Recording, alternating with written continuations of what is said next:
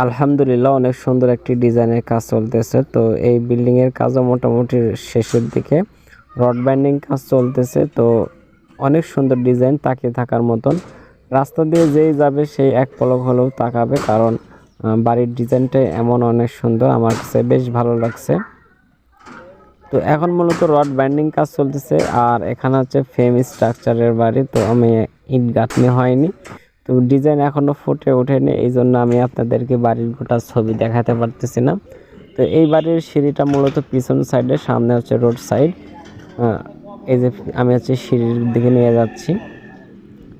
আর মূলত এখন যেহেতু ছাদের রড বাইন্ডিং কাজ চলতেছে, আমি রড বাইন্ডিং সম্পর্কে আপনাদেরকে বলতেছি। এই বিল্ডিং এর মূলত রড বাইন্ডিং করা হয়েছে L4 এ, অর্থাৎ ক্রাং ছাদেটা ক্রাঙের হচ্ছে মাপ L4।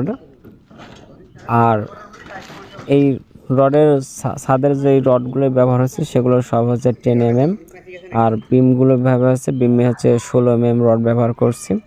আমরা হচ্ছে বিমে প্রতিটা বিমে হচ্ছে মাটাম ব্যবহার করছি, এবং চুরি যে চুরিগুলো রয়েছে সেগুলো চুরি হচ্ছে 5 ইঞ্চি বাই 7 ইঞ্চি পরপর বাঁধিছি L4 এ। অর্থাৎ কলমের যে কাছে আছে সেখানে কলমের কাছে ঘনত্ব দিয়েছি আমরা 5 ইঞ্চি, এবং বিমের যে মাঝখান আছে অর্থাৎ দুই কলমের মাঝখান বরাবর সেখানে আমরা হচ্ছে 7 ইঞ্চি পরপর রড বাঁধ দিছি। আর ছাদের যে রডগুলো বাঁধা হয়েছে সেগুলো 5 ইঞ্চি পরপর রড বাঁধা হয়েছে, এবং টপ ব্যবহার করা হয়েছে 1 পিস করে।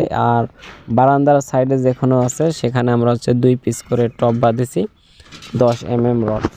12 mm রড যদি দেওয়া হতো তাহলে 1 পিস দিলেই হয়ে যেত, কিন্তু আমাদের এখানে 12 mm রড বাড়িওয়ালারা দেয়নি, বলছে যে 10 mm দিয়ে চালা দিতে। তো এই কারণে আমরা মূলত 2 পিস করে 10 mm রড ব্যবহার করছি। এখন মূলত বলক দেওয়ার কাজ চলতেছে। বলক আমরা হচ্ছে নিচে এবং ডবল জালিতে 2 জায়গাতে আমরা বলক ইউজ করতেছি। তো মোটমাট বলা যায় যে বাড়ির কাজ একদম সুন্দর ফিটফাট। আপনারা দেখে হয়তো একটু ধারণা করতে পারতেছেন আমাদের কাজ কত পরিষ্কার, কত সুন্দরভাবে করার চেষ্টা করতেছি। কাজ দেখেও অনেক কিছু হয়তো বোঝা যায়, যদিও মোবাইলে ঠিক মতন হয়তো বোঝা যাচ্ছে না, আপনি ভিডিওর মাধ্যমে ঠিকঠাক বুঝতে পারছেন না, তবে কাজগুলো মোটামুটি পরিষ্কার সিমসাম। আমার কাছে এই কাজগুলো অনেক ভালো লাগতেছে, যদিও আমরাই করতেছি, তারপরও আমাদের কাছে ভালো লাগা মানে আপনাদের কাছেও ভালো লাগবে।